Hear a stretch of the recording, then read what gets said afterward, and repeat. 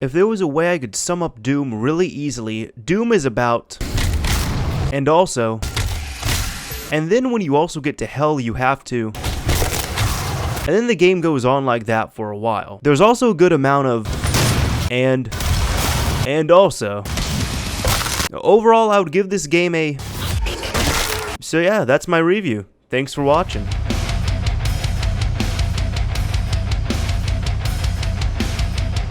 Alright everyone, but in all seriousness, I'd like to do this little mini review of Doom, and I have to say the first thing I really do enjoy about this game is that it is in short a no bullshit game. Now some complaints I have heard about it are that it might be boring, it hasn't brought anything new to the table in terms of a first person shooter, and it's just a boring corridor shooter where you go from place to place shooting enemies, and to that I respond with, that's exactly what Doom is supposed to be, and that's what it is marketed as well too. If you're expecting to play a really innovative game with a super deep storyline to it, you're not going to get it from Doom, and especially from a first-person shooter like this. If you want to play a first-person shooter that is twitchy, super fast, it has a ton of action in it, and it's going to be fun from start to finish while you're killing enemies non-stop, that is exactly what you are going to get from Doom. And I have to say, despite it being a bit repetitive at times, Doom has done an excellent job with pacing. In short, when I was playing the game, every time you unlock something new or get a new superpower or get a new feature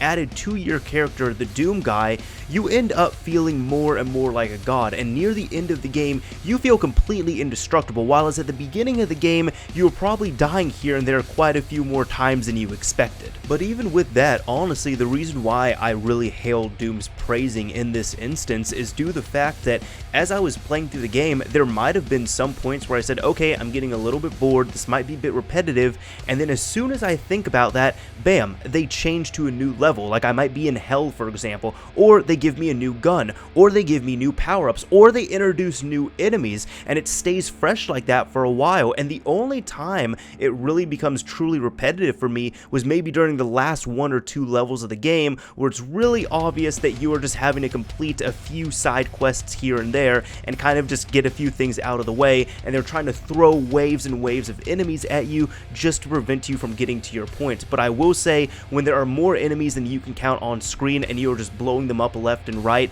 it never stops being a satisfying feeling. Now, even from a tech standpoint, I have to say I'm pretty impressed with this game as well too. It runs smooth, it looks great, it's probably one of the best games that I have seen, at least on consoles. Now, I was playing it on Xbox One personally, and I'll explain that later on in a bit, but the game itself overall looks and plays and really feels great. Now, what I love about that is you can really tell from benchmarks of the console and the PC versions of this game is that you can tell that id and Bethesda really put their all into making this a shiny, well-optimized game, and it really shows. It's a lot like their previous entry that they put onto this generation, which was the Wolfenstein game. And even for anybody who might be wanting a challenge or to mix it up, or for somebody who just wants to enjoy the game, there's plenty of difficulties on there as well too. Some of the easiest difficulties are really, pretty much a cakewalk, and you might die a few times here and there. And then I haven't tried the hardest difficulties, but I've been told they're no joke at all. Although I would recommend, if you're a person who plays on a lower difficulty setting,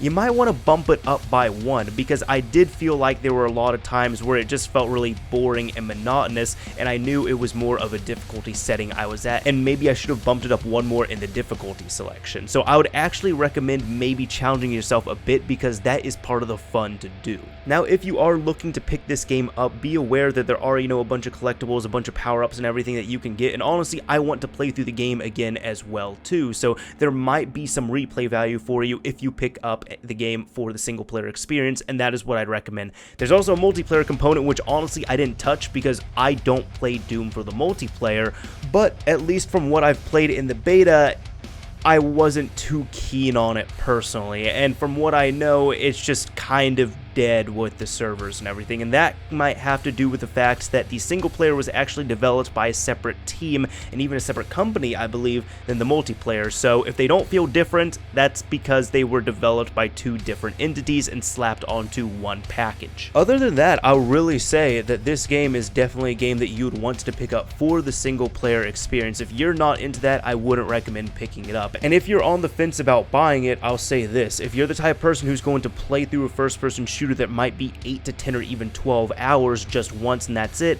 I wouldn't really recommend the purchase. However, if you do want to have it in your library, or if you want to play through it multiple times and you're kind of a completionist, I would definitely recommend this game. In fact, I think this game is an excellent title and it's one of the best games I've played of this year. It just depends on what you are thinking of your gaming experience. Oh, and by the way, when I was talking about the Xbox One earlier, I just wanted to throw this out. One regret I do have is actually picking this up on a console, due to the fact that when I picked it up, it was actually cheaper on the Xbox One, but about 30 minutes into play, I regretted my purchase due to the fact that this is a game when you start playing it, you are going to feel like this is meant for a keyboard and mouse. So if you have the option, definitely pick it up on PC. If you have to get it on console, I guess get it on console, but that will be the only thing I'll say on the platforms. Anyways, this is Mr. Mario signing off. Thank you all for watching, everyone, and let me know what you all thought of this mini review.